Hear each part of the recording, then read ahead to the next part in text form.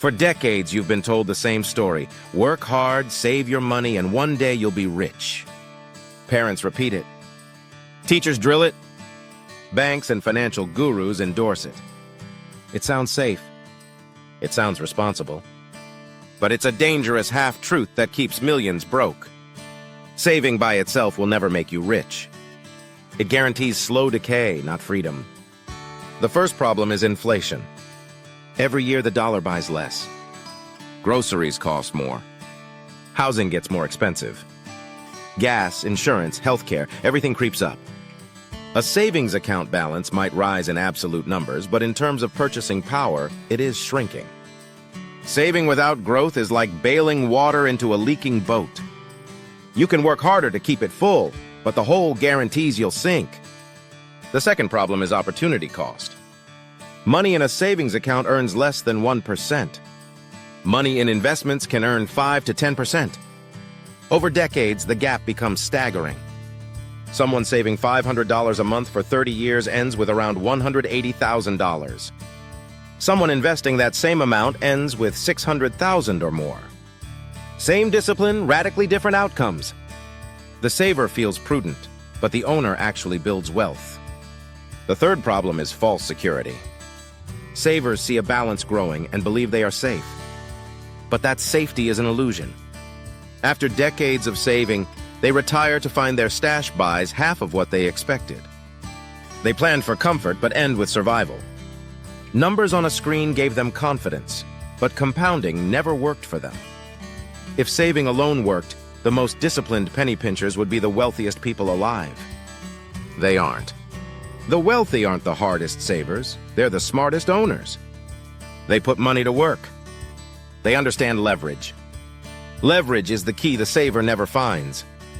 Leverage multiplies effort. $1 invested wisely recruits other dollars to work alongside it. One skill mastered compounds earning power for decades. One business built throws off cash flow even when you're asleep. Savers cling to discipline while owners build engines. Why does the lie persist? Because it benefits the system. Banks love savers because deposits fuel their lending. They pay you 0.5% and lend your money out at 7%. Employers love savers because fear of losing a paycheck keeps you compliant. Governments love savers because risk-averse citizens don't revolt. The saving lie keeps you cautious, obedient, and predictable. It benefits everyone but you. So what's the truth? Saving is step one, not the destination. You need 3 to 6 months of expenses in cash. That's your buffer. Beyond that, every extra dollar should be working. Idle cash is wasted potential. If it's not invested, it's dying. Wealth comes from ownership. Ownership of stocks, property, or businesses. Ownership of intellectual property or digital assets.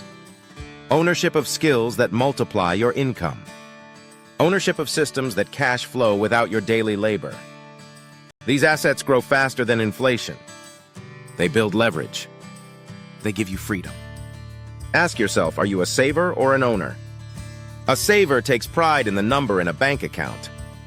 An owner takes pride in the assets built that pay them while they sleep. A saver counts. An owner compounds. One path ends with regret. The other ends with freedom. Fear is what keeps people stuck. They fear losing money more than they fear losing time. So they hoard cash. But lost time is the biggest bill you'll ever pay. Decades of compounding are lost forever while you protect dollars from short-term volatility. The saver avoids risk and loses anyway. The owner accepts risk, learns, adapts, and wins in the long run. Let's be blunt. You cannot budget your way into wealth. You can cut lattes, cancel subscriptions, and save pennies, but you cannot save your way to freedom. Budgeting is preparation. Saving is staging. Ownership is the event. Skills are ownership. Sales, storytelling, design, negotiation, leadership, coding, these increase the value of your time forever.